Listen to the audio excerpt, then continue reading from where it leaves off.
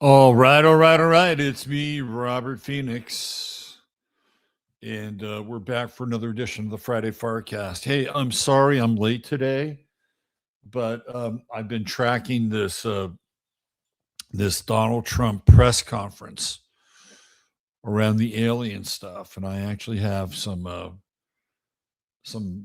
very interesting footage from it that I want to show you guys.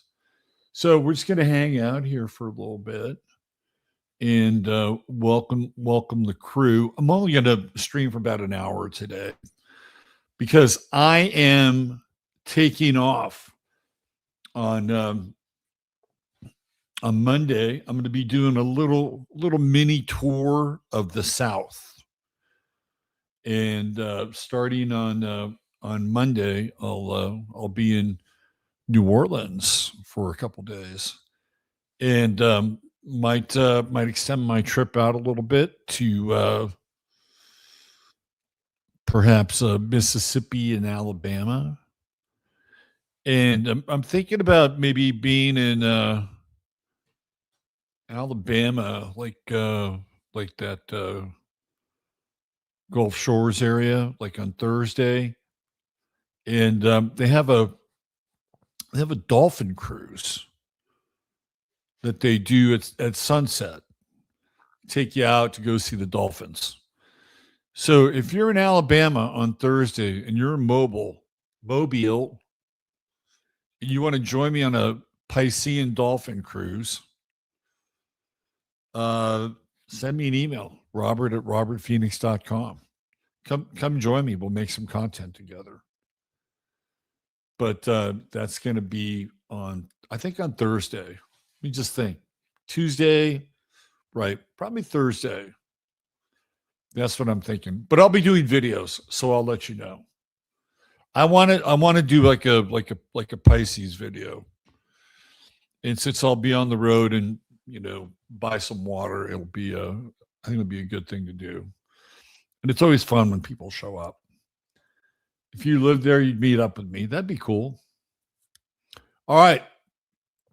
Let's see. Who do we have here? There he is, DJ MC Michael Cisternino in the house. What's going on, Michael? Sue Leonard, happy birthday to Sue. Happy birthday, Sue. How are you? Sue Leonard has been on board the train for a while. It's always good to see her in here. There's the lovely Regina Lovett. She's here. PB1 is here. Sandra D. There's Rafi. What's up, Night Light? Renee R. Happy Friday back. So above it. Yes, at home walking my dog. Walking at home on my break. The sun came out, so dog walk it is. So I went full on dyslexic and I just combined it all into one thing before I saw the whole thing. I combined it in my head and then I read the sentence.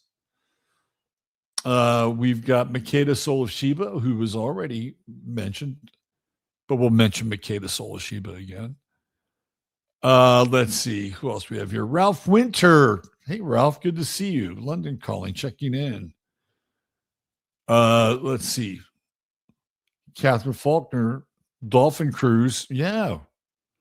Sounds cool, right? Yeah. So they have these dolphin cruises. Sunset dolphin cruises. So who knows? I may have to just go it alone, but I'll give you some updates for the road. Just finished watching Trump's speech about tariffs, live press report. We're going to touch on that a little bit.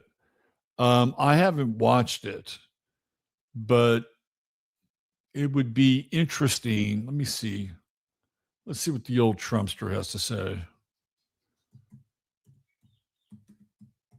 We might have to play this to a real time kind of reaction thing. How long is it? It's like it's still going on.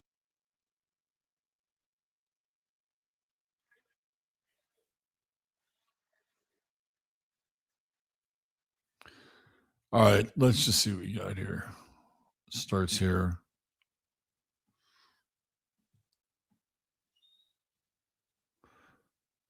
Okay. So I have that lined up. What's going on, Mark? Yes. But did they cover the Trump alien press conference? That's what I want to know. That's what I want to know. Have they covered the Trump alien press conference? Oh, well I have. I have it here.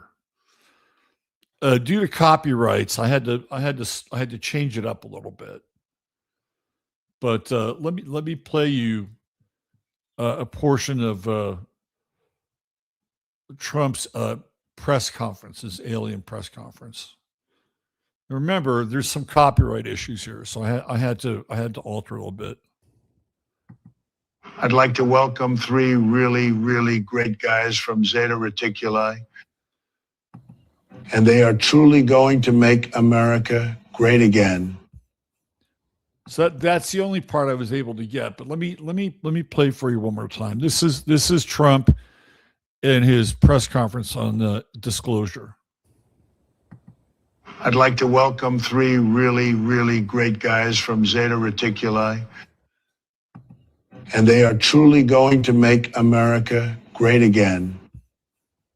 These are absolutely stunning and shocking revelations that we're going to be dealing with here. Did you guys see that? Let me play it again for you, just in case you didn't see it. One more time. Here we go. This is the press conference from Donald Trump announcing the beginning of disclosure. I'd like to welcome three really, really great guys from Zeta Reticuli. And they are truly going to make America great again. How about that? Kind of starts off with a bang. Let me play it one more time, just in case you didn't. It's just a snippet. There was more, but it was just a snippet.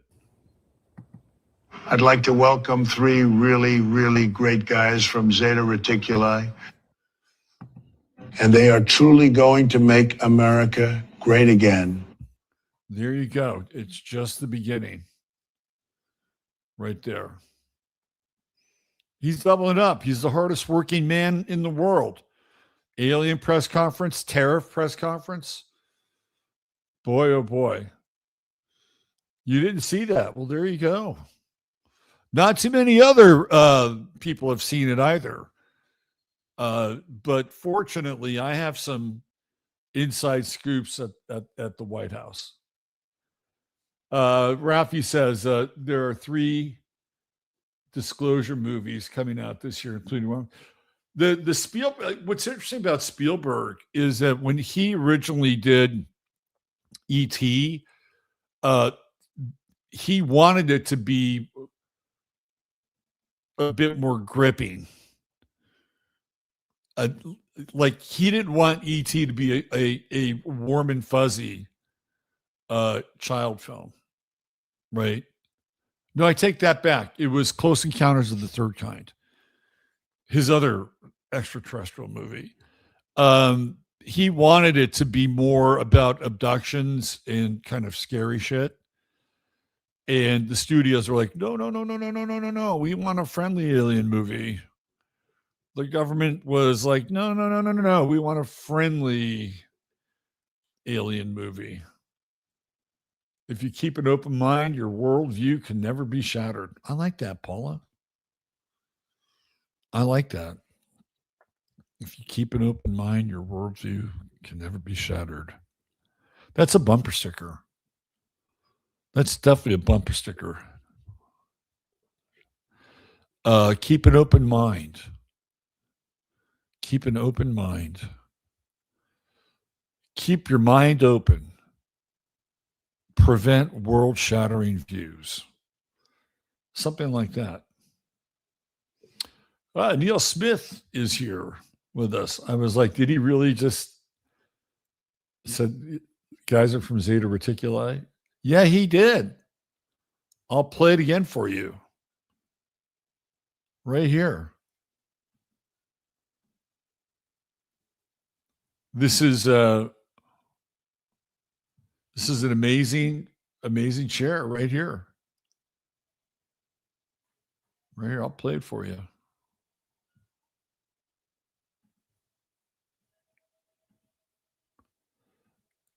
Absolutely amazing chair.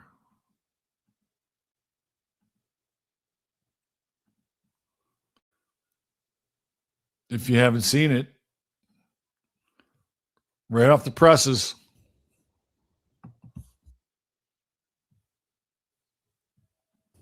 Here we go. I'd like to welcome three really, really great guys from Zeta Reticuli.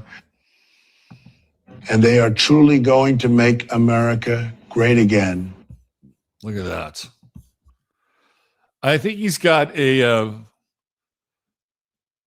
legal alien program. If these guys from Zeta Reticuli go to college and get a degree, they will get citizenship too. That was another part of the press conference that he left out. And Microsoft can't wait to work with them. They've kind of, they've been getting by with these Indian coders, but they're problematic. They're not as good as they're advertised. So, obviously they're working for a much cheaper rate, but the coding is not great. Come on, you've got Windows 11, right? Do I need to say more? Well, they figured a workaround. These other aliens, they're fucking amazing at coding. They're really great. And they don't even need to get paid because they don't need anything. Right? They don't wear clothes. They're chlorophylactic. They live off of sunshine. Although there could be a little problematic because they're in Seattle and certain parts of the year it gets kind of dark. So they might have to relocate and, go further south from like October through March, maybe set up a place in, I don't know, San Diego or something like that, where they could continue their coding work. But it's the ultimate hack for Microsoft, right? You get these aliens replacing the other aliens. They're better coders. You don't even really have to pay them because they don't eat. They don't need any clothing. They just need some sunshine. That's all. And then, of course, they've got to, abduct a few people every now and then. But that's a small price to pay. A very small price to pay for just ultimate production and output. And guess what? They get visas. Beyond visas, they get citizenship. And all they have to do is graduate minimum from a junior college. Do you know how fast it would take for a Zeta Reticulan to be able to graduate from junior college? They can take that test in about 5 minutes and they're done. Right? They're just done. And all of a sudden they get citizenship. So this is a major day right here. Green skin card. I like that. Definitely. Nothing great comes out of Zeta Reticuli. That's I think we're having to readjust our values in our standards. This is what Jeffrey Epstein has shown us, that perhaps there could even be some redeeming qualities to the Zeta Reticulans. I know that they have a bit of a reputation from the past, not always being the nicest. I think they do have something in common with Jeffrey Epstein. Truly. I think both of them were probably very interested in anal probes, maybe perhaps from a different perspective, but no doubt, I think there'd both be some interest in anal probes. Yeah. So I think we might have to readjust our we're always looking for a competitive edge as well. I mean, what happens if the Chinese get the Zeta Reticulans first? I mean, that can be problematic. Totally problematic. So we got to strike first. We got to make sure they're on our team and give them citizenship. No doubt. And for some reason, I feel like the Zeta Reticulans are probably predisposed towards Zionism as well. They've got that. They have the feel to that. The feel to them. Like they don't really care. They'll work for anybody. That's what I think. But getting them under contract and giving them citizenship and introducing them to, I mean, because Zeta and Zion, they both have the same first letter. Z, hold on one second.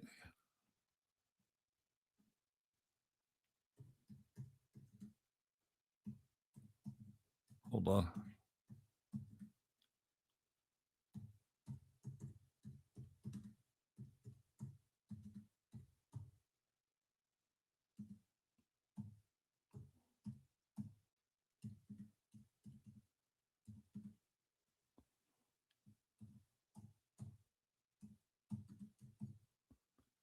Hold on one second.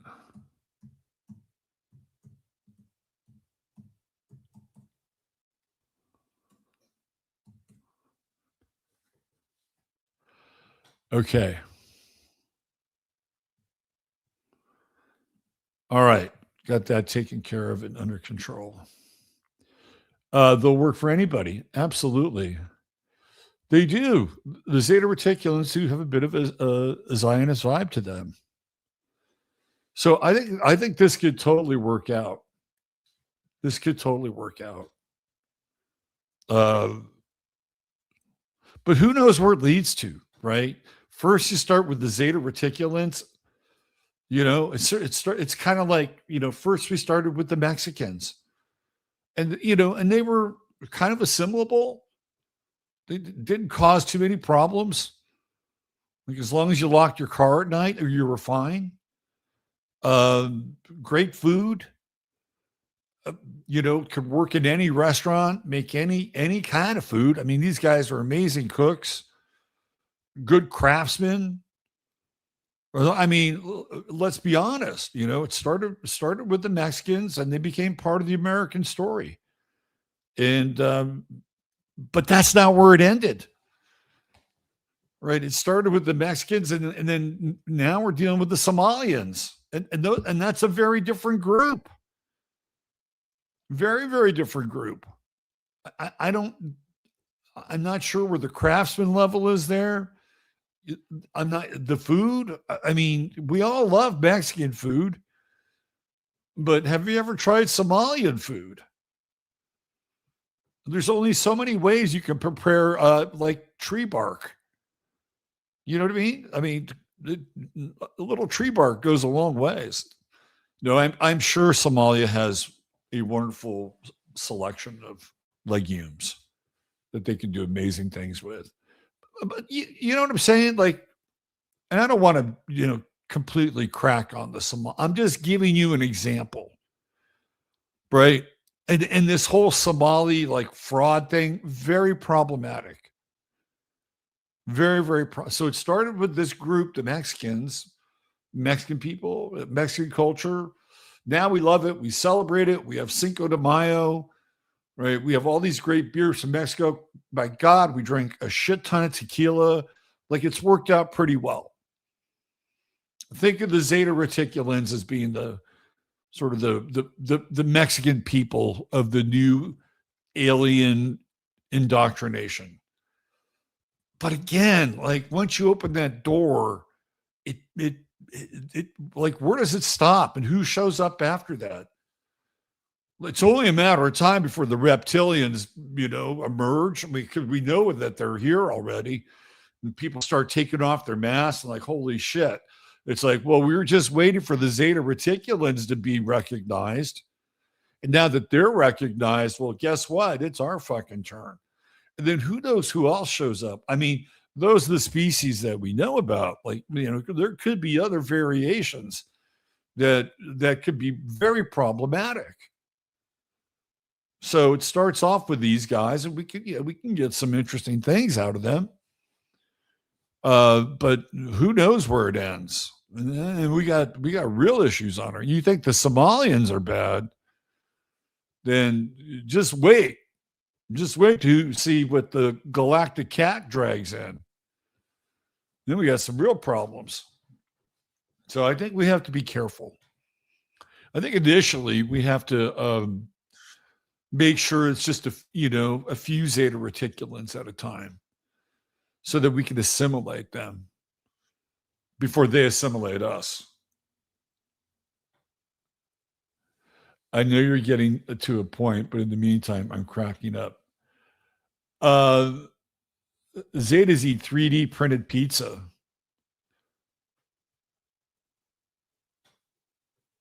Are you suggesting there's a 3D printed pizza gate with the zeta reticulans?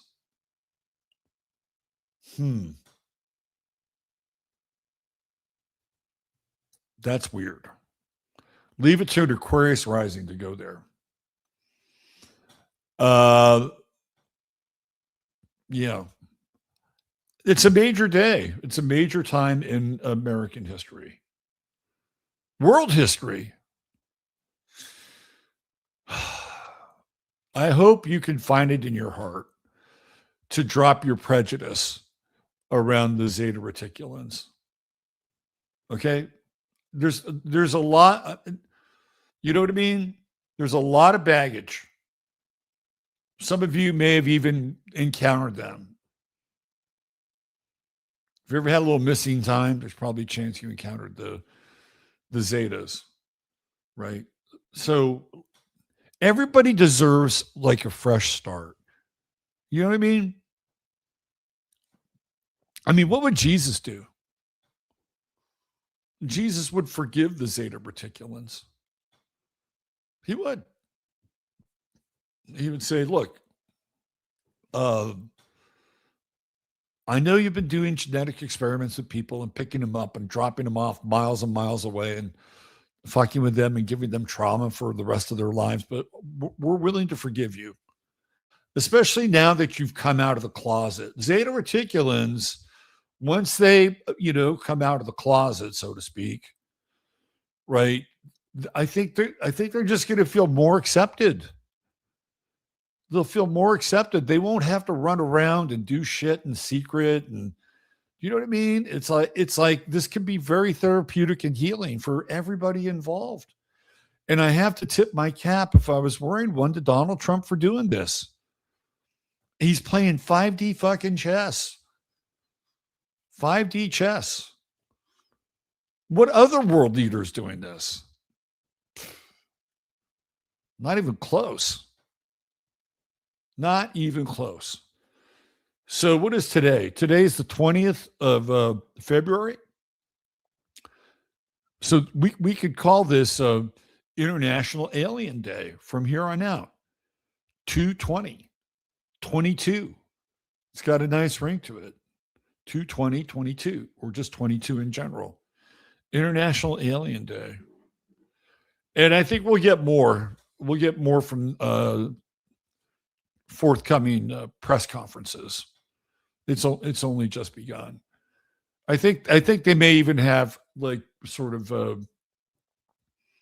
like a zeta reticulan teach a kid to read thing, although the kids will teach the zeta reticulans how to read.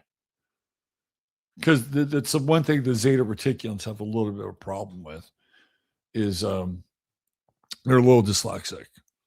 So they'll reverse the roles. Let's see. You still prefer 420?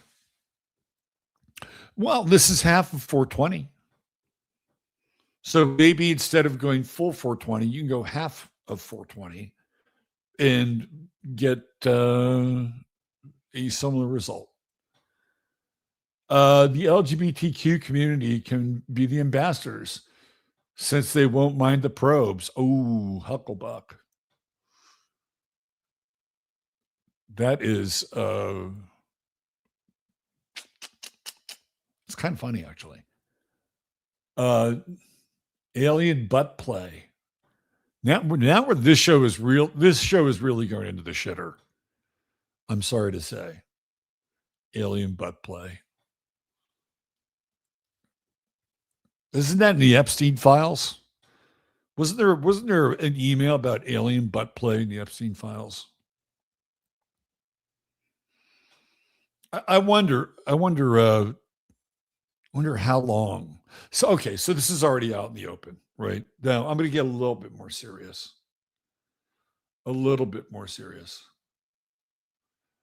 So there are people who are going to say that the disclosure stuff leads back to Jeffrey Epstein, and that Jeffrey Epstein is actually an alien.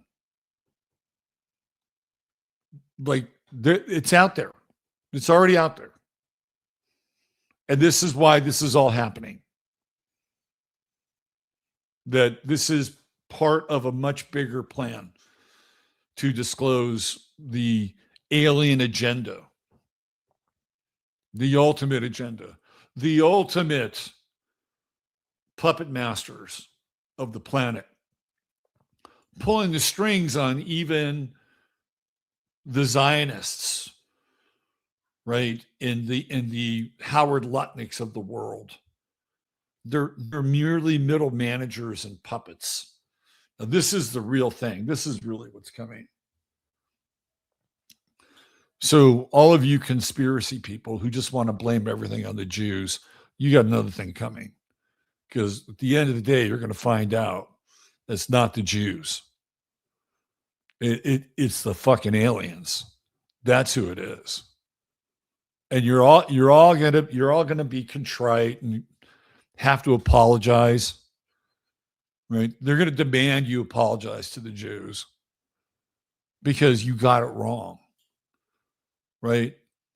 Your anti-Semitism was completely misplaced.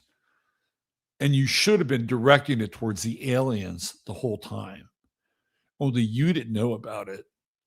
You thought you knew all the answers. You thought you had connected all the dots.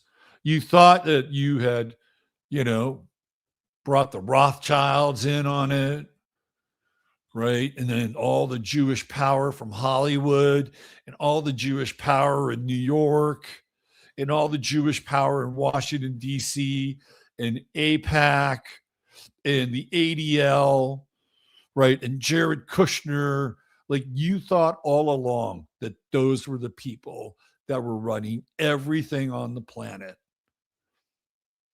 and making everybody else's life hell. Well, guess what? You were wrong.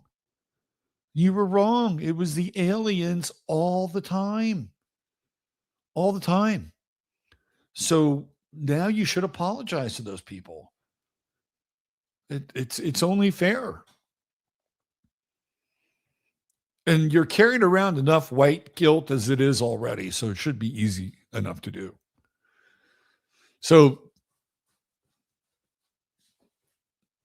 thank God for the aliens, right? Because now that they're going to be disclosed, we could have friendly relationships with the people that we've been pointing a finger at and saying that they're the problem. Take them right off the hook. And we could all give each other a hug and, go after those damn aliens. DeBisi, you're funny. You said darn aliens. I said damn aliens at the same time. The real aliens were the friends we made along the way. Oh, look, Charlie's here. Speaking of aliens, we've been joined by one. I prefer alien Americans. I like that. Alien Americans. Let's get our language straight. So what is it going to be? Are they going to be friendly alien Americans, or are they going to be revealed as the true evil and the true power that's been manipulating Earth since whenever, right? Like, what's it going to be? Are we going to hug them, or are we going to be in mortal combat with them? Uranus is in Gemini. It's going to be an interesting journey to find out. Anyway, Thomas Massie said something fairly interesting about the old aliens, the old disclosure trip. Let me see if I can find this. My guy Kevin brought this to my attention. Let me bring this up.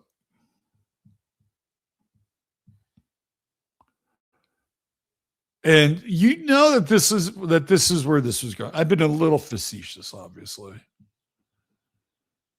but this is what Massie has to say about the whole disclosure thing. We're starting to take a little bit of a serious turn now. We're coming off of satire, and we're taking a bit of a right into reality now. Although there is a little bit of reality about what I was talking about. Okay, so this is from Massie. They've deployed the ultimate weapon of mass distraction, but the Epstein files are not going away, even for aliens. Based on the tremendous interest shown, I will be directing the Secretary of War. Now, isn't that interesting? The Secretary, why would you direct the Secretary of War? Why wouldn't you employ Health and Human Services or the Secretary of Education? Or I don't know, maybe Marco Rubio could have another job that he's doing, and you could make him the Secretary of Intergalactic Peace. But no, we're just going to go right to the Secretary of War card, because apparently this could be an imminent threat. So we need to get Pete Hegseth involved. Pete, roll up your sleeves and flex your tattoos some more, because we're going to need you here. And other relevant departments and agencies to begin the process of identifying and releasing government files related to alien and extraterrestrial life. What else? And unidentified flying objects, and any and all other information connected to these highly complex but extremely interesting and important matters. Capitals. God bless America. We knew the day was coming. They just had to wait for the right time. And the right time, apparently, is peak Epstein. The Savannah Guthrie thing wasn't, I guess it wasn't as salacious enough or interesting. It's like Savannah Guthrie, that's not working. Now, we really don't want to have to attack Iran unless we have to. That's a little politically unpopular. What about the alien thing? Wasn't Obama talking about the alien thing the other day? God damn that Obama. He is always upstaging me. All right, let's bring out the alien thing. Secretary of War. This doesn't sound good. This sounds like these aliens they can be harmful. They can be bad. They could be enemy combatants.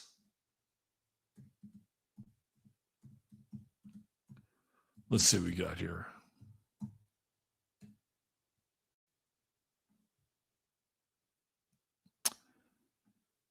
So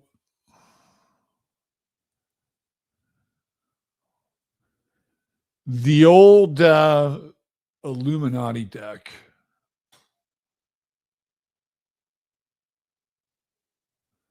Pretty interesting.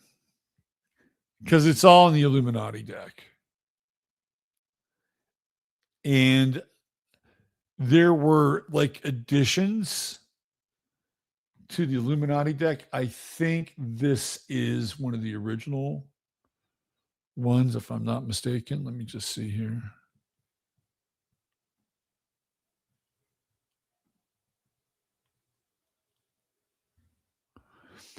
So it is the alien abduction card. I don't know. I don't think that's it. I don't want to. Here, let me do this. All original. As you can tell, I'm kind of flying by the seat of my pants. But aren't we all?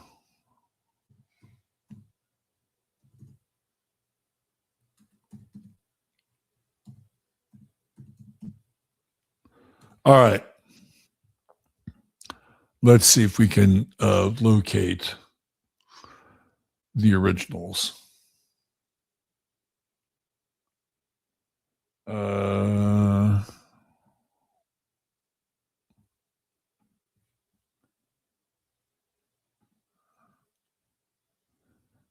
This is part 2. Don't worry, I'll get there.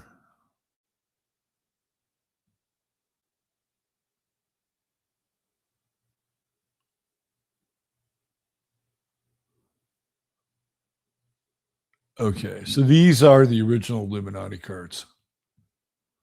Let's just take a look at them. We're in search of aliens. All right. So this is the complete list. Okay, I don't see any aliens yet. They're going to be in here somewhere.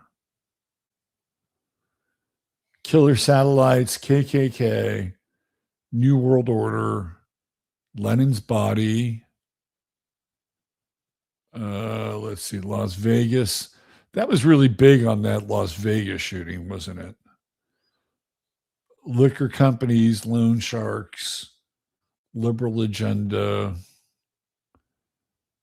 Madison Avenue,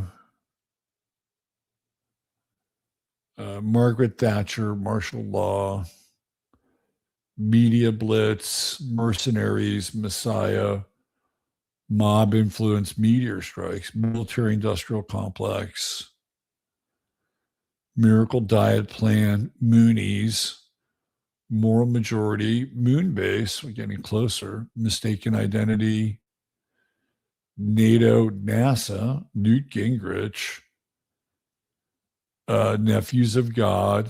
Let's see what else we have here. New blood. Oh, yeah. Infusion. He got that right, didn't he? Offshore banks, New York. No beer, new federal budget. Pale people in black. We're talking about goths. Let's see. Poltergeist, Ollie North. Yeah, these are the originals.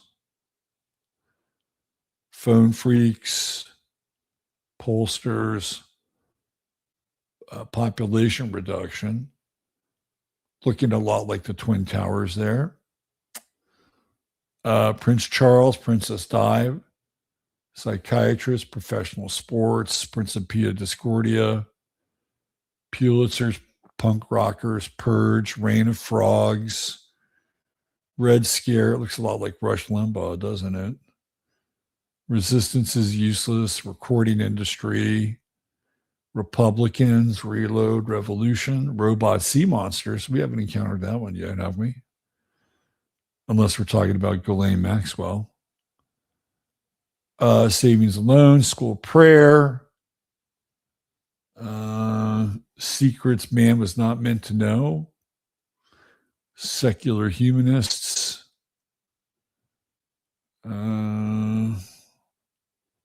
Soul Burner, Spasm of a Spy Satellite. Still haven't seen any aliens. Interesting. let's see, survivalists, sweeping reform, Swiss bank, talisman of Aramons, tennis star, Templars, Teflon coating, telephone psychics, Texas. What else do we have here?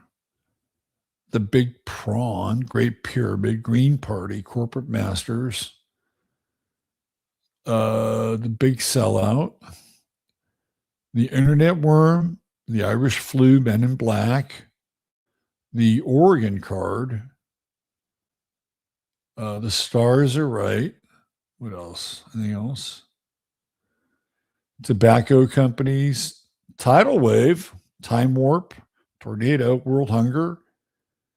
Looks like we're getting to the end here. Trekkies, The Big Score, Weather Satellites, Loch Ness Monster, Jimmy Hoffa,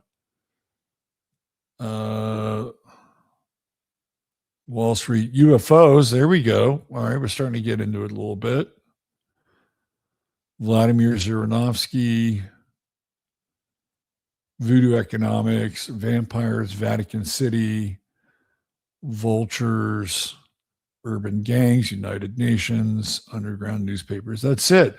I'm surprised. There's no disclosure. There's no we have UFOs here. I guess that's the only one. This is the original deck. Midas Mill. Let me just make sure. That's an interesting one. Tidal Wave. Let's see. If you don't know the story about this deck, it was created by Stephen Jackson in Austin, Texas. And after he created this deck, his business, he was into games, selling games, creating games, making games, and his business was raided. It was like he got too close to the bone here with the script.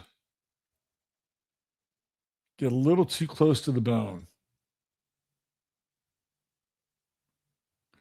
Now, you'll see a lot of other Illuminati cards,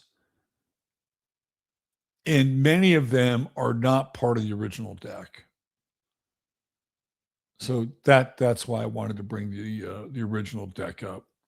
We got a moon base card there. Let's see. Anything else? Meteor Strike. Just want to make sure I didn't miss the aliens. Martyrs, martial law. Oh, this is all alphabetical, isn't it? I'm just noticing that. Info haha. Wonder if that's related to Alex Jones. Hurricane. That's part 2. Is that all part 2?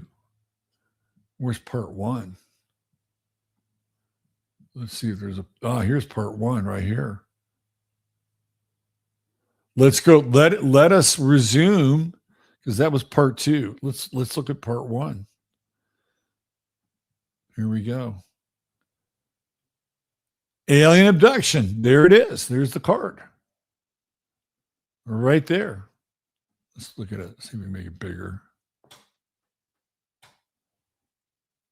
I think that's it. So of course there would be alien abduction, but we won't have to worry about that now. Now that they're going to become part of the American story, we don't have to worry about the abduction part anymore. Air magic. What else? We have Center for Disease Control, L4 Society, Air Magic, New World Order. Interesting.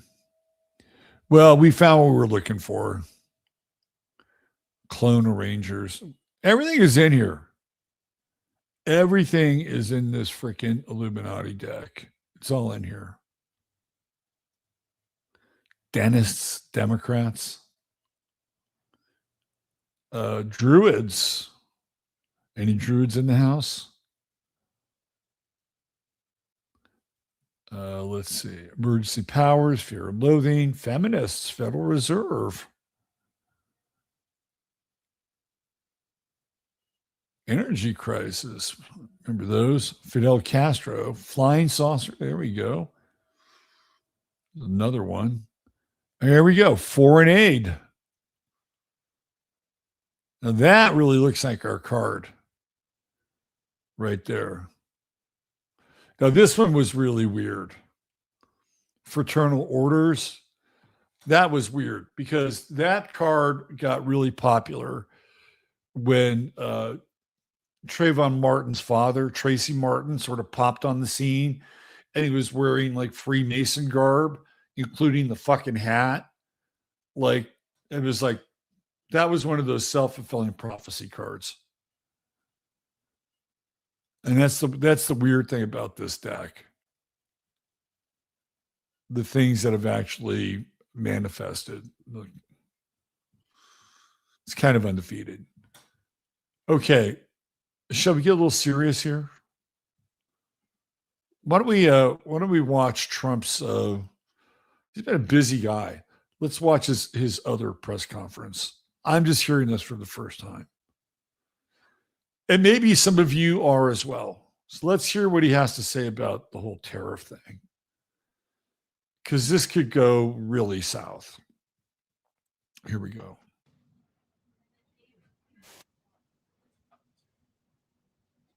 It looks cheesy, doesn't it? It looks like a cheesy stage.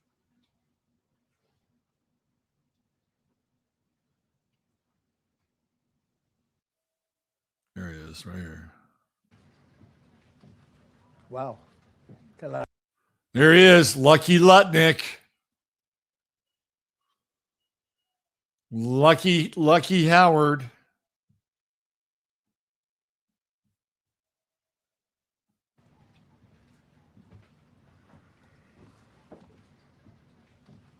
Wow. That's a lot of people. That's a new record. We set a record every time. Well, thank you very much for being here. The Supreme Court's ruling on tariffs is deeply disappointing, and I'm ashamed of certain members of the court, absolutely ashamed, for not having the courage to do what's right for our country. I'd like to thank and congratulate Justices Thomas, Alito, and Kavanaugh for their strength and wisdom and love of our country, which is right now very proud of those justices. When you read the dissenting opinions, there's no way that anyone can argue against them. There's no way. Foreign countries that have been ripping us off for years are ecstatic. They're so happy. And they're dancing in the streets, but they won't be dancing for long. That I can assure you.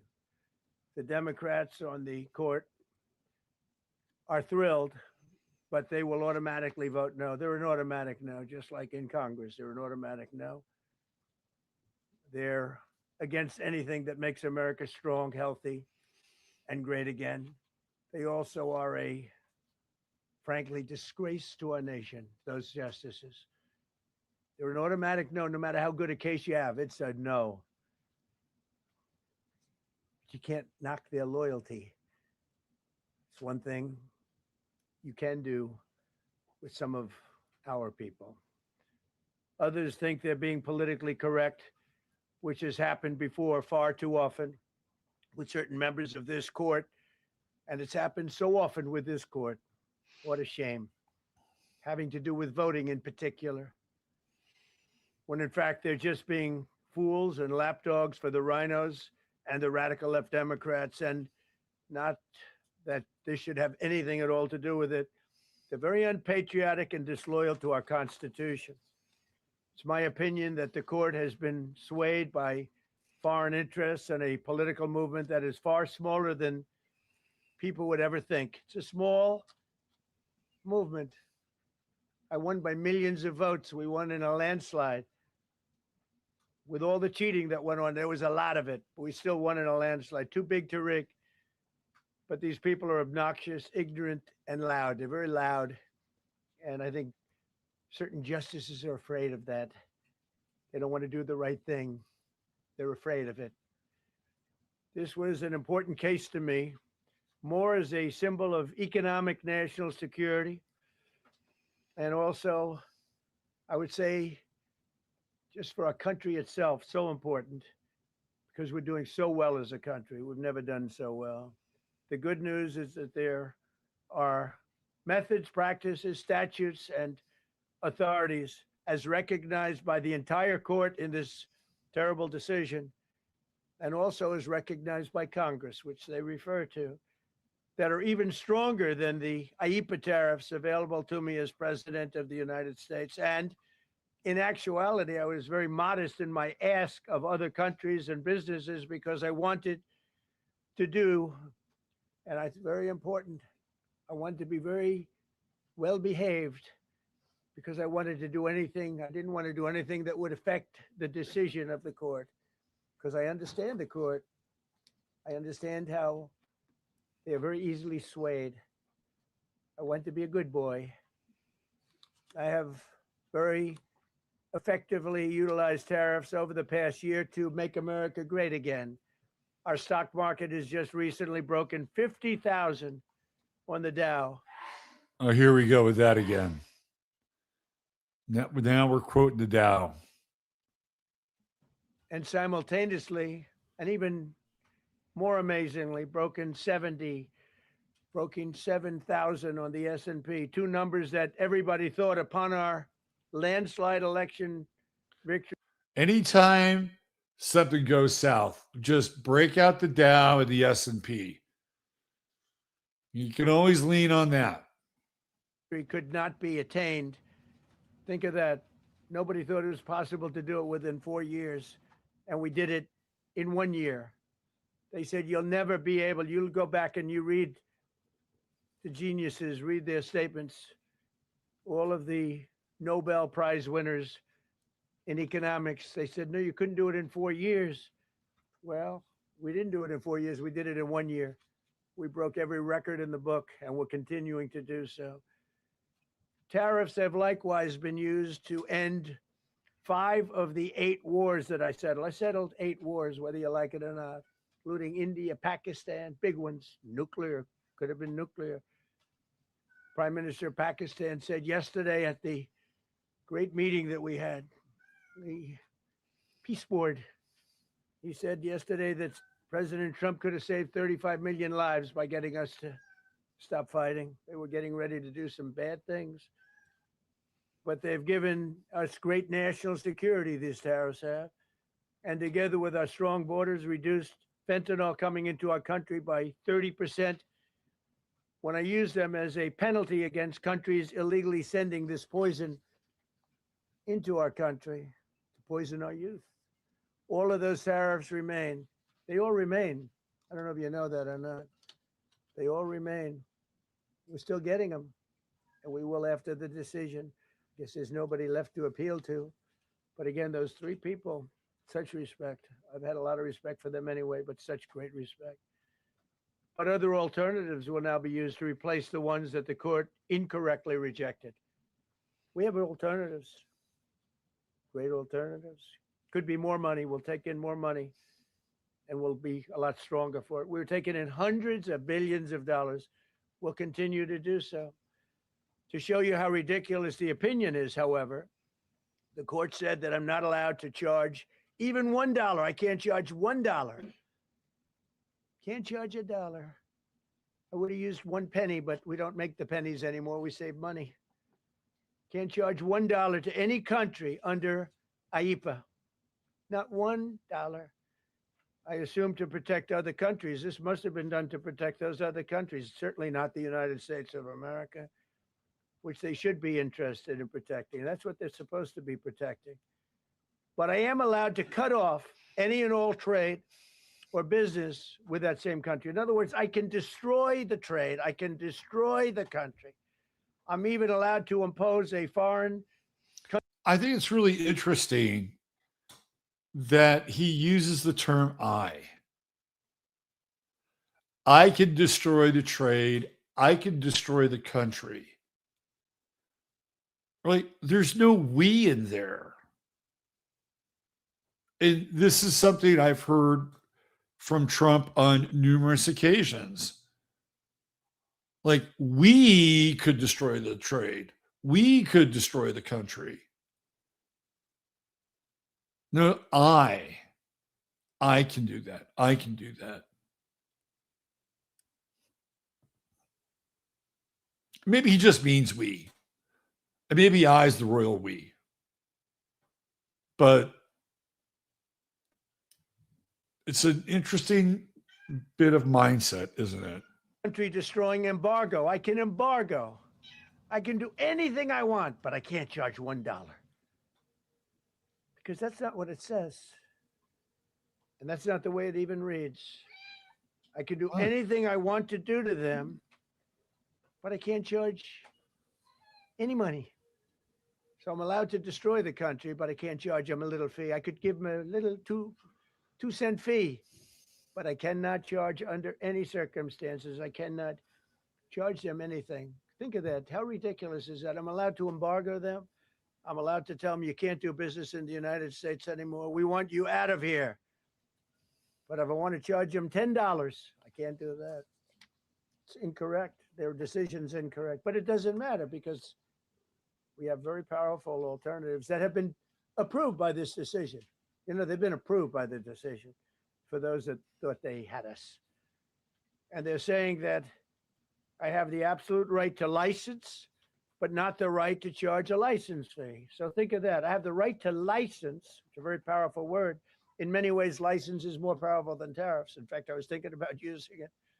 But they came up with the idea that I can license, just like the people that were opposing me told them to do, but not the right to charge a license fee. Think of that. Who ever heard of such a thing? What license has ever been issued without the right to charge a fee? You get a license, you charge a fee. It's automatic, but not with this court. But now the court has given me the unquestioned right to ban all sorts of things from coming into our country, to destroy foreign countries, but a much more powerful right than many people ever thought we even had, but not the right to charge a fee. How crazy is that? Our country is the hottest country anywhere in the world right now. And it was a dead country 1.5 years ago under an incompetent president.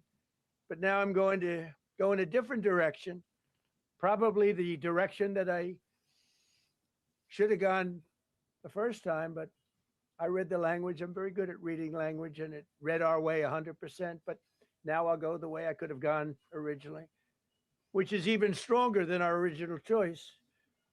As Justice Kavanaugh, whose stock has gone so up, you have to see, I'm so proud of him, wrote in his dissent, although I firmly disagree with the court's holding today, the decision might not substantially constrain a president's ability to order tariffs going forward. So think of that. The decision might not substantially constrain. And it doesn't. He's right. In fact, I can charge much more than I was charging. So I'm going to just start. Although I firmly disagree with the court's holding today, the decision might not substantially constrain a president's ability to order tariffs going forward. That's because numerous other federal statutes, which is so true, authorize the president to impose tariffs and might justify most, if not all, of the tariffs issued in this case. Even more tariffs, actually. Those statutes include, think of that, those statutes include, for example, the Trade Expansion Act of 1962, Section 232. All of these things I know so well. The Trade Act of 1974, Sections 122, 201, 301, and the Tariff Act of 1930, Section 338, all clear. but it's a little bit longer process. I thought I'd make things simple, but they didn't let us do that. I would like to thank Justice Kavanaugh for frankly, his genius and his great ability. Very proud of that appointment. In actuality, while I am sure that they did not mean to do so, the Supreme Court's decision today made a president's ability to both regulate trade and impose tariffs more powerful and more crystal clear rather than less. I don't think they meant that. I'm sure they didn't. It's terrible. And to think that the Democrats who oppose this only because they want to go the opposite way, they'd like to pack the court. They want to put on 21 people. They want to pack the court, pack the Supreme Court. Maybe they should do it. Maybe they would be better off if they did it. They want to pack the court.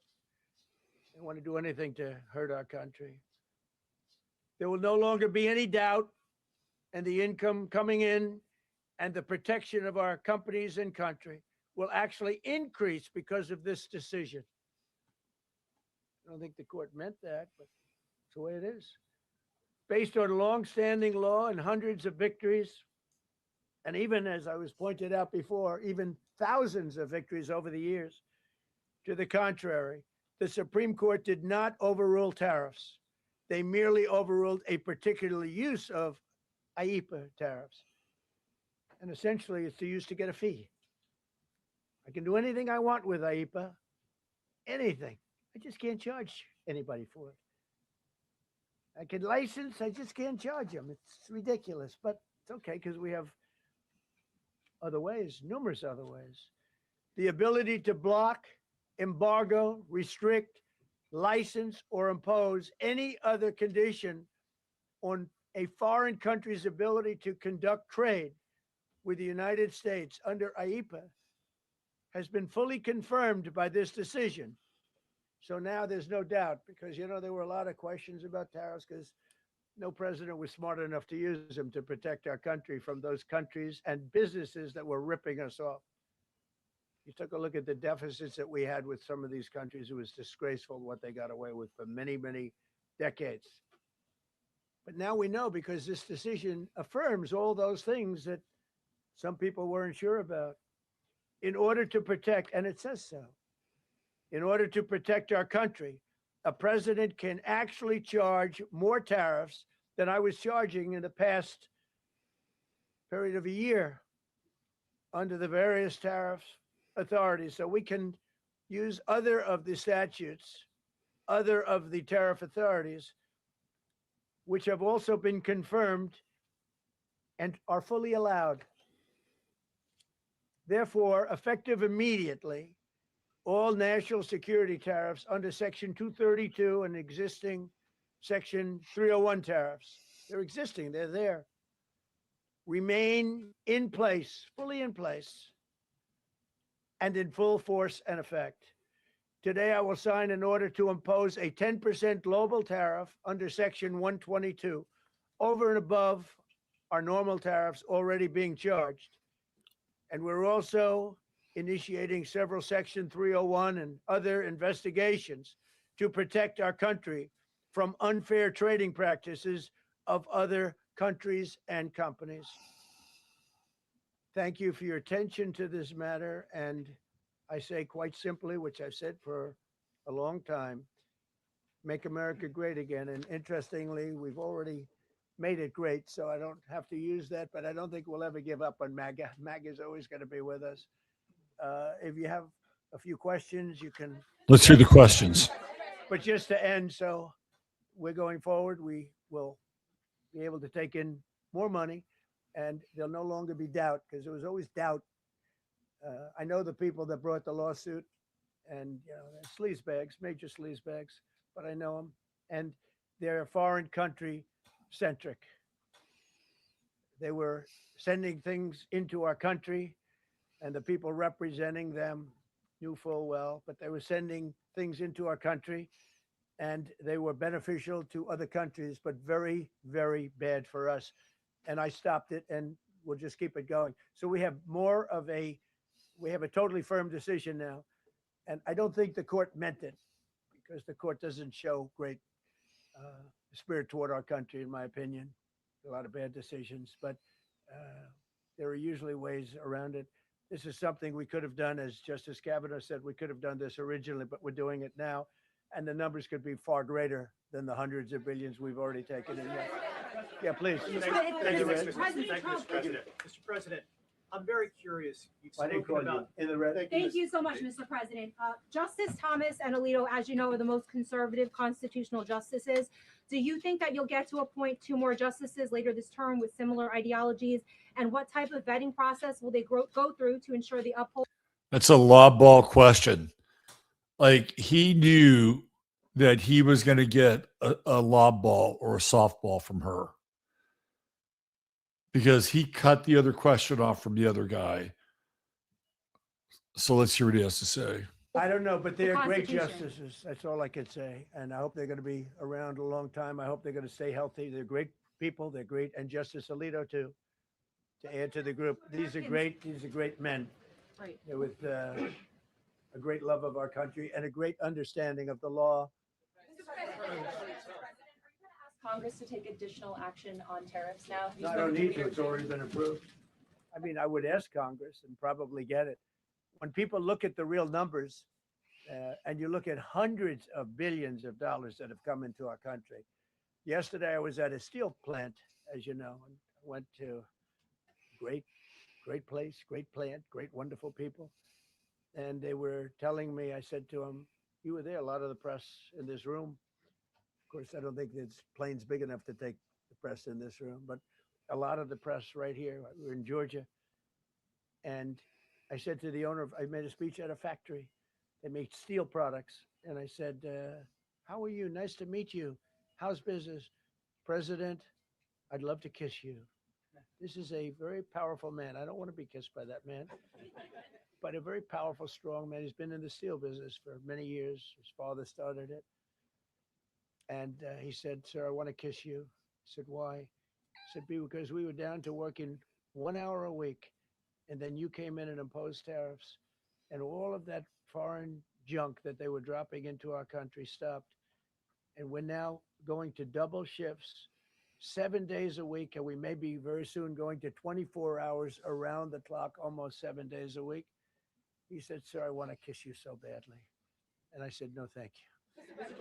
But you know what? He just to finalize it, he said, oh, this is a great place in Georgia. He said, all up and down the highway. Same exact answer, sir. We're all going out of business. We're going to go bankrupt. We're all going out of business. And now every one of us are thriving, and we're hiring people like we haven't. He said, like I've never, and he's been in business for, I think, 45 years, like we've never hired before. That's because of tariffs. And we're going to keep it going the same way. And you're going to start to see the results in a year from now when all those factories start that are under construction right now. You see all the construction numbers are so good. Those construction workers are building factories that are going to be open, including not only AI, which is big, but car plants coming in from Canada, who ripped us off for 30% of our market. Mexico ripped us off for a big portion. Over the years, they've taken our market. They've taken our cars. They manufacture them in Japan, Germany, and all over the place because nobody's standing in this position. The position I have as president of the United States had the insight, the courage, I don't know what it is, to charge tariffs. You can make your product outside. You can put our people out of business. You can put everybody on the unemployment rolls. But if you're going to make a car. Well, to be fair, those cars were originally being made in the United States, in Detroit. And this thing called NAFTA came along, and it made it much more economically expedient to shift production to places like Mexico and in some cases Canada, because of Canada's proximity to Detroit. And in Mexico, they don't have to deal with the same EPA standards that they eventually had to put into place in places like Flint, Michigan, because of everything that was involved in the production of those motor vehicles, the batteries, the whole 9 yards, that became effluvial runoff and began to pollute the Flint water supply. So Mexico became an ideal location, right? So the problem isn't really like these foreign manufacturers. These are American companies who began to take advantage of the global trade game. Now, if Trump really wanted to, I mean, I think he tried to do this in his first go round, where he was kind of reassembling the agreements in NAFTA. If he wanted to break those chains, particularly with Mexico, right, he could basically cancel NAFTA and then replace it with something that would be much more favorable to American manufacturing. But the thing with American manufacturing, and you've got to remember this, right, is there is the environmental risk involved with American manufacturing. That whatever is produced, and we're talking about production, that there's going to be there's going to be an overflow of the materials that are used in the production of whatever it is that they're doing. I'll give you an example, like fertilizer. They produce fertilizer. And one of the byproducts of fertilizer is hydrofluorosilicic acid. And where does that wind up? It winds up in your water supply. They've relabeled it and rebranded it as fluoride. So there is always a trade-off with production. It is the waste that is created by the production. And when companies go to Mexico or they go to China or they go to they don't give a shit about what goes. It's like we're not shitting in our own backyard and we're not shitting in our water. So I'm all for producing American products. But what we did is we outsourced all the dirty work so that we could have, theoretically, aside from the occasional strip mining and fracking, that we could have a nicer environment. That's kind of what the deal was about. If you go back and you look at aerial photos of Los Angeles during the 1970s, the fucking air is shitty. It's smoggy and shitty. You don't have that anymore. The air quality in Los Angeles, minus the chemtrails, is much, much better. And it's because the manufacturing that was happening in and around the Los Angeles area stopped. It either completely stopped or got moved overseas. So what do you have now? You got air you can breathe in LA. You don't have smog alert days anymore. You just have smog alert days. There would be these alerts that would come out and they would tell you as a parent to limit your child's outdoor time. They don't have that anymore. Now, of course, it's been replaced by this other shit in the sky, but that's a different story, right? So we did a trade-off. Let's be fair and critical about this.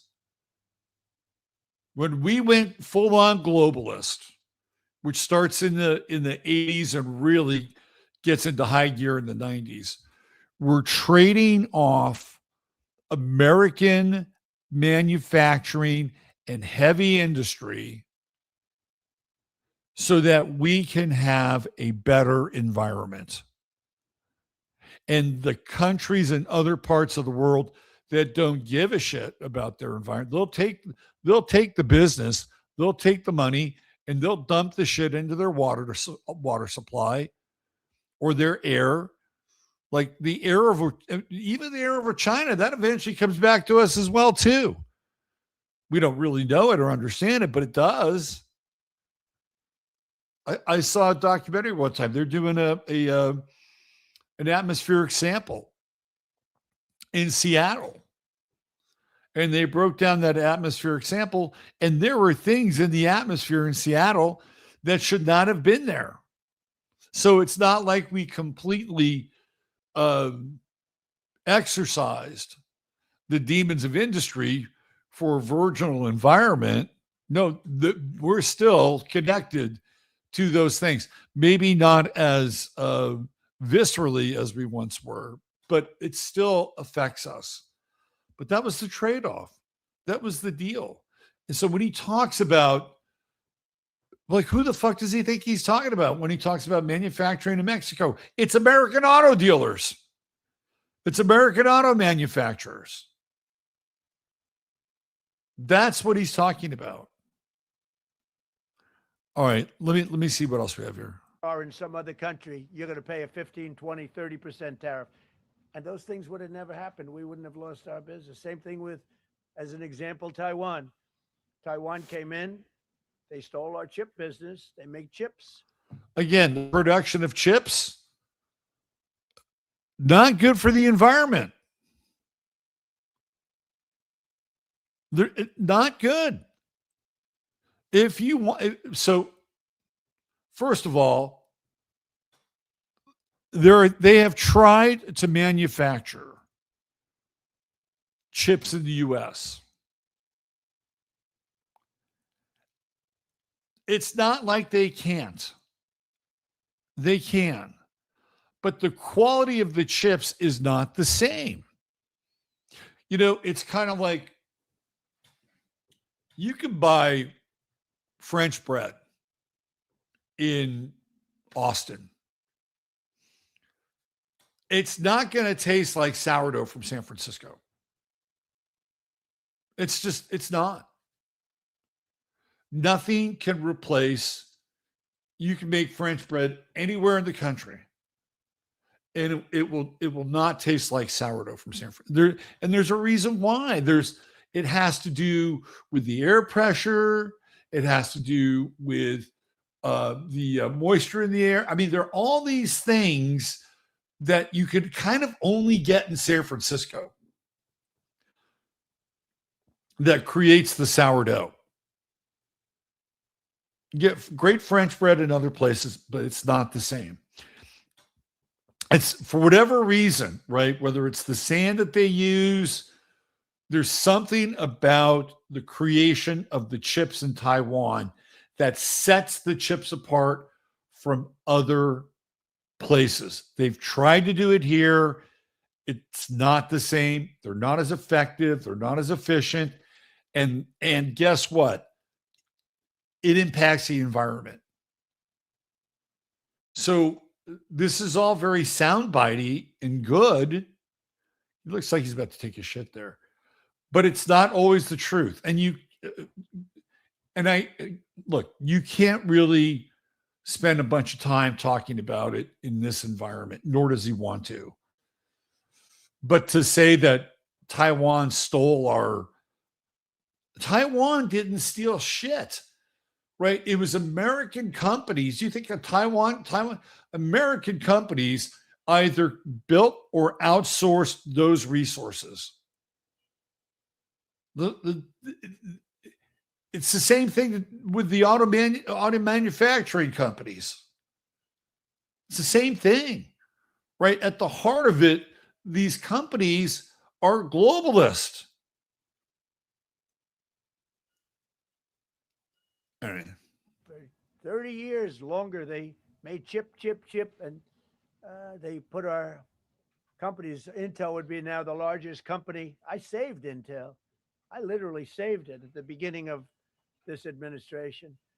And now all those companies in Taiwan are building factories in Arizona, Texas, and various other places because they don't want to pay tariffs. They're all pouring into the United States. They can't build the chips.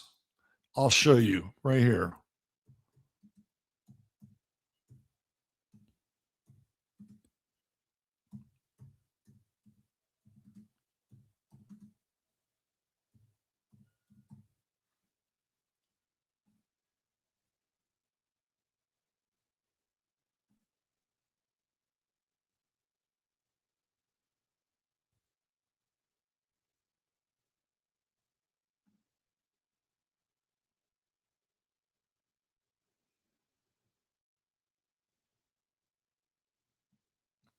All right.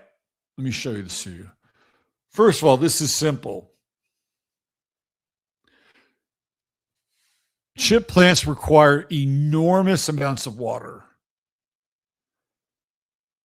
The first 3 TSMC factories were expected to need a collective 16.4 million gallons per day.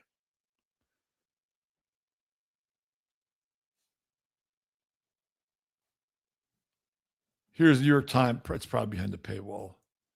18,000 reasons why. Yeah.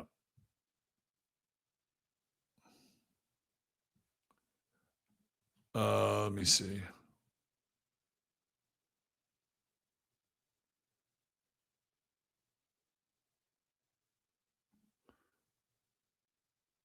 Okay, so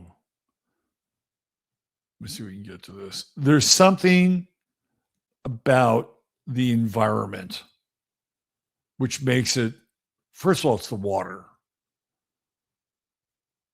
The water thing is really significant. Let's see. Blah, blah, blah.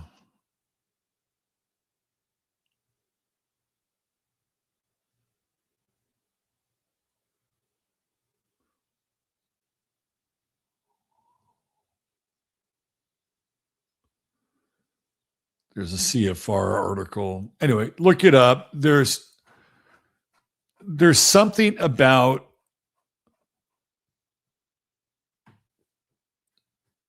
Taiwan itself that creates, there's something, it's not just the water, right? There's something about Taiwan itself that makes specific chip manufacturing intrinsic to that region.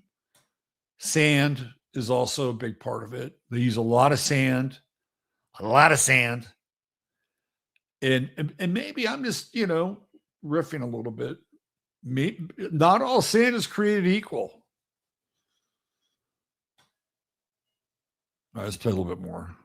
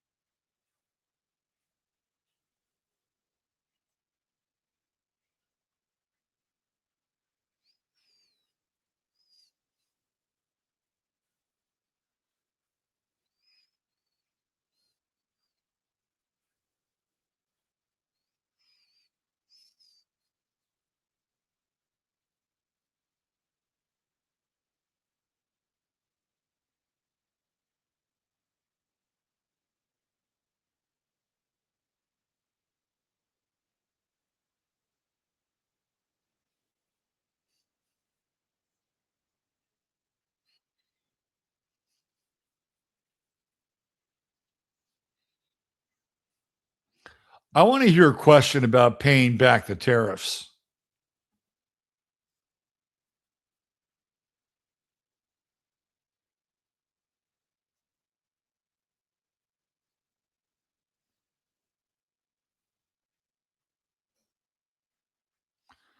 Because there is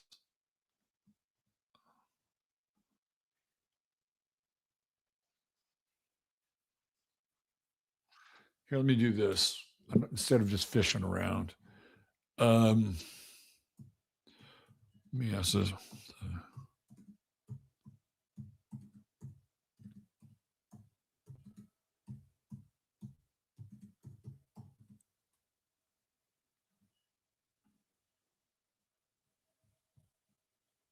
Okay.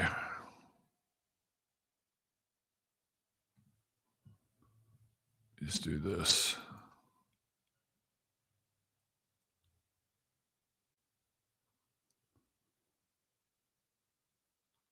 All right.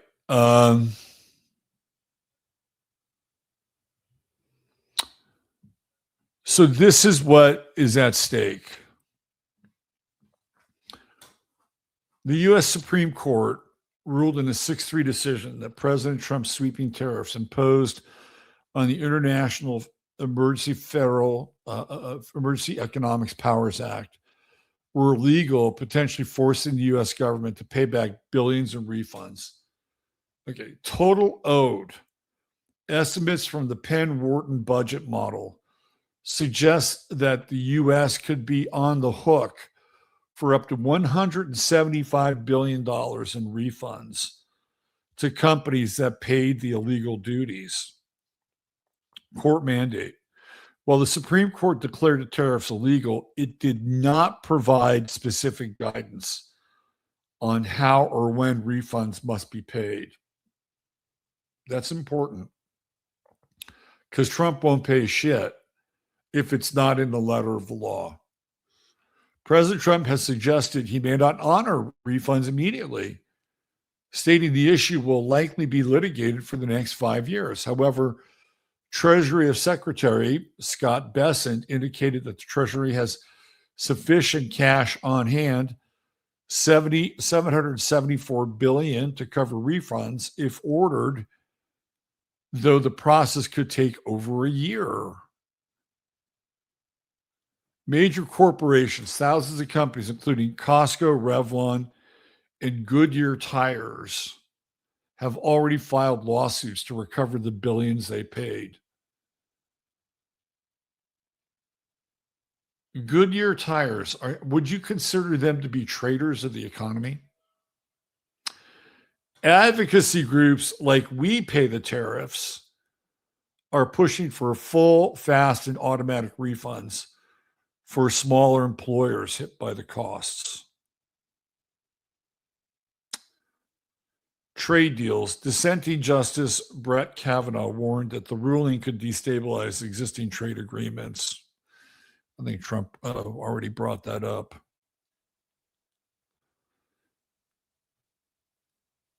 So $175 billion in refunds.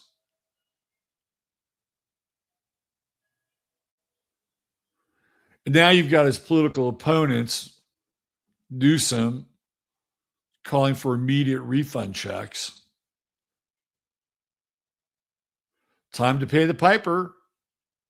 Donald, these tariffs were nothing more than a legal cash grab that drove up prices and hurt working families so you could wreck longstanding alliances and extort them. Every dollar unlawfully taken must be refunded immediately with interest. Cough up. This is not, I mean, he's giving his political opponents some clout here, right? He's giving them some juice.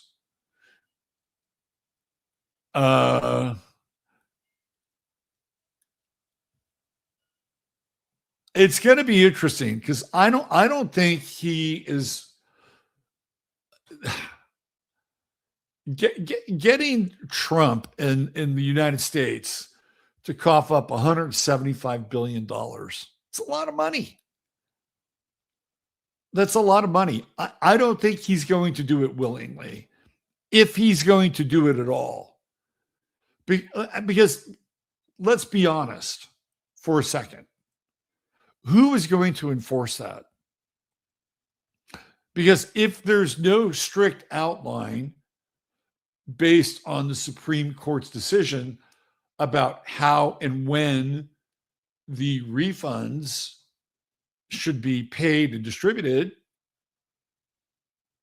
there's a lot of gray area there where, hey, we'll take our sweet time. And you can litigate against us. And in 2 years, I'll be out of here. And it'll be JD or whoever's problem. Right. So I don't really see Trump like jumping through hoops of fire to start sending out refunds. But if there is some mechanism that forces him to do it, and I don't know what that mechanism, it's not going to be the Supreme Court. They can make a law, right, or rule on a law. They can rule on a law, but enforcing that law is a whole nother story, right? Because the Supreme Court back during COVID told Cuomo that he had to open the synagogues and the temples, the churches, the ashrams, whatever, during COVID to allow people to worship. And Cuomo told them to pound sand. He said that, go pound sand. He wasn't going to open those doors again. And there was nobody there to enforce. Like Trump didn't send in the National Guard like Kennedy did during the civil rights movement to make sure that those black college students were able to, cross the line and attend the University of Alabama. Kennedy sent troops in. George Wallace had to say, okay, we're going to stand down. There were no troops going into New York to make sure the doors of the churches were open. So the court's ruling was essentially inert. There was no enforcement. And we know that through J.D. Vance and a lot of the acolytes of Curtis Yarvin,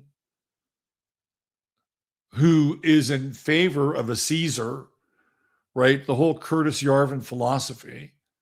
In Curtis Yarvin's philosophy, like the Caesar, who Trump has been anointed by the tech bros as being their Caesar, the philosophy is the Caesar doesn't follow court rulings.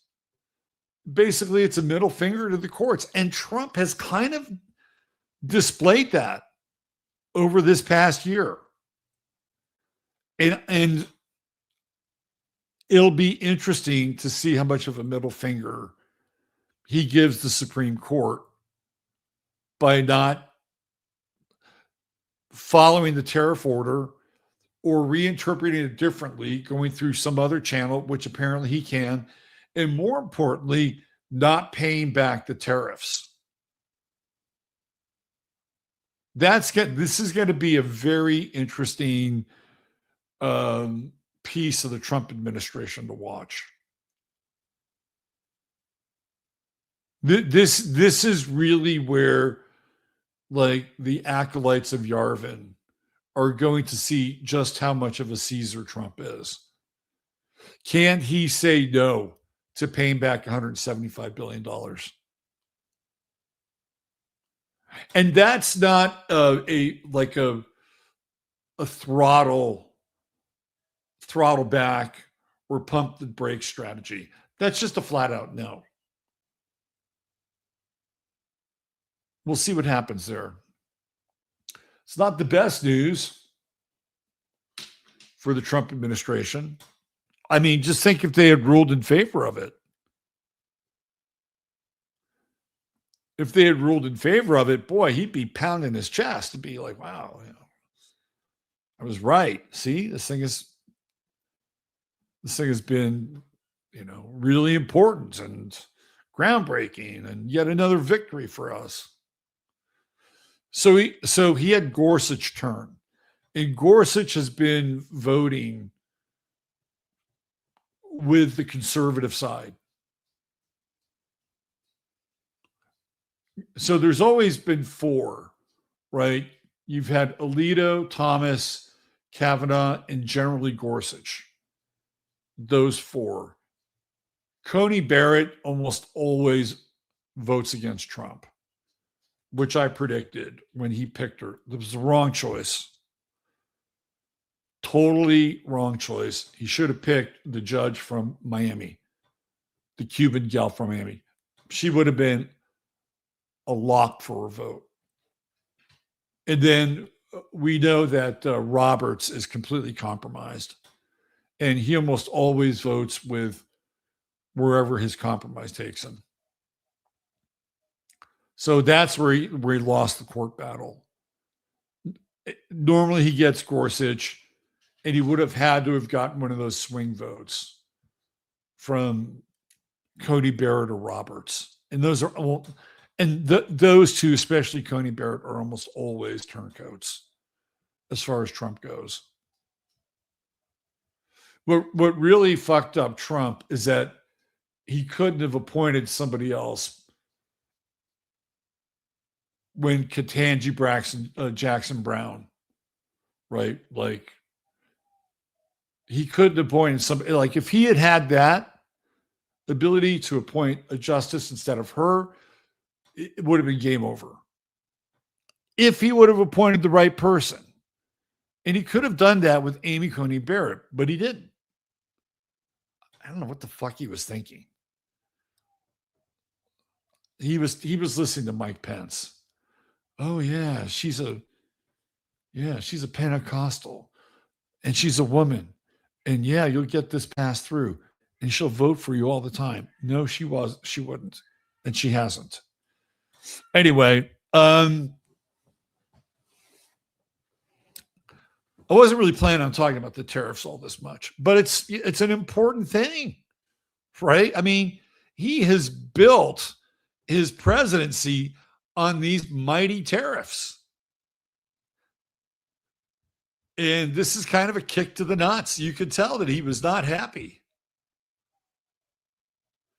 So we'll see what happens. I personally, I really hope that he doesn't have to shell out that $175 billion. But depending upon what economist you talk to, that could have a deleterious effect on our economy. You may talk, I mean, this is the way information is now. You could talk to somebody else and they'll say, oh yeah, that's not a big deal. 175 billion, no, that's easy. We'll make that back in a couple of meetings with Jared and the Saudi Arabians. No problem. No problem. We'll just do another deal with them and give them more shit that we don't want them to have. Anyway, we'll see where that goes. We'll see where it happens. Interesting that would happen on this really early influence of Pisces, right? Like, money in, money out. It's like a wave. Money in. Hey, look at all this tariff money. Oh, tide's going out. Money out. So but the good news, like, if you're a pro-Trump person and you're and I am pro-American, and I do think Trump is entertaining, although I also don't like his bully tactics with Thomas Massie, and I don't like the Stalin of the Epstein stuff. I do find him entertaining. But if you're, if you're just checking all those pro boxes, look hard enough and you'll find a silver lining somewhere. Even if it looks like a Trump defeat, look hard enough and there's a silver lining. I'm sure if you go onto Truth Social, go to Truth Social, and you'll find a thread on Truth Social that will comfort you. Whether it's part of a long-term goal and strategy, and the Supreme Court played right into Trump's hands, or that,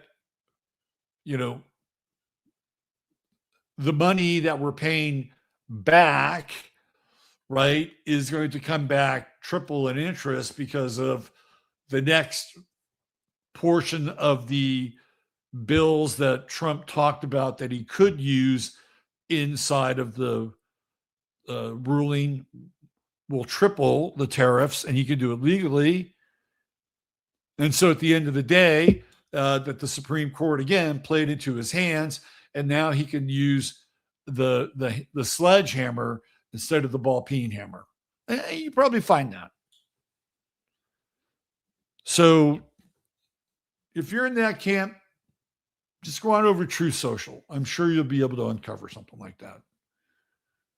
And it'll just make your day, set your weekend off on a positive note. Okay, that's it. That's all I've got for today. I'll be back on Sunday night with some more astrology and Sunday Night Astro Live. What else? We got anything else? Sue Leonard, happy birthday to you again. Wishing you a nice turnaround in the sun. And all you Pisces, welcome to your solar returns. Welcome.